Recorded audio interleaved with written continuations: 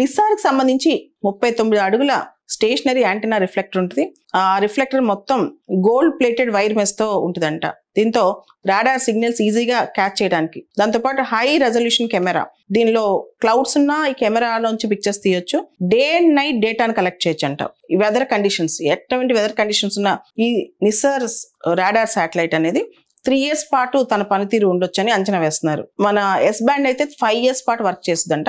Minimum అయితే 3 years work చేస్తాను అంటున్నారు అనమాట. NASA ISRO synthetic aperture radar వల్ల బెనిఫిట్స్ ఏంటి? ఒకటి, ఎర్త్ సైన్సెస్ సంబంధించిన డేటా చాలా వరకు వస్తుంది. అంటే న్యాచురల్ హజార్డ్స్ కానీ, ఎర్త్ సర్ఫేస్, ఈ భూభాగం మీద సర్ఫేస్ స్టడీస్ కానీ, ఎకోసిస్టమ్ డిస్టర్బెన్సెస్ కానీ, ఎర్త్ క్వేక్ ప్రిడిక్షన్, మన టర్కీలో పెద్ద ఎర్త్ క్వేక్ వచ్చింది, అలాంటివి మన దేశంలో వస్తే మన ప్రిడిక్షన్స్ కానీ ఇవన్నీ కూడా చేసుకోవచ్చు అనమాట. తర్వాత డిజాస్టర్ మేనేజ్మెంట్, విపత్తు నిర్వహణ, ముఖ్యంగా న్యాచురల్ డిజాస్టర్స్ వచ్చినప్పుడు, వాల్కనో ఎరప్షన్స్ వచ్చినప్పుడు, సునామీస్ వచ్చినప్పుడు, ఎర్త్ క్వేక్స్ వచ్చినప్పుడు, కోస్టల్ ఎరోజన్స్ వచ్చినప్పుడు ఫాస్ట్ గా మనం రెస్పాండ్ అవ్వచ్చు. దీనివల్ల మనకు డేటా వస్తాయి. తర్వాత వ్యవసాయ రంగంలో, అగ్రికల్చర్ లో కూడా ఇది చాలా ఇంపార్టెంట్. క్రాప్ గ్రోత్ సంబంధించి, సాయిల్ మాయిశ్చర్ కి సంబంధించి, ల్యాండ్ యూజ్ కి సంబంధించి చాలా డేటా మనం త్వరితగతిగా వస్తుంది అనమాట. నిస్సార్ ద్వారా ఇన్ఫ్రాస్ట్రక్చర్ మానిటరింగ్ కూడా చేయొచ్చు అనమాట.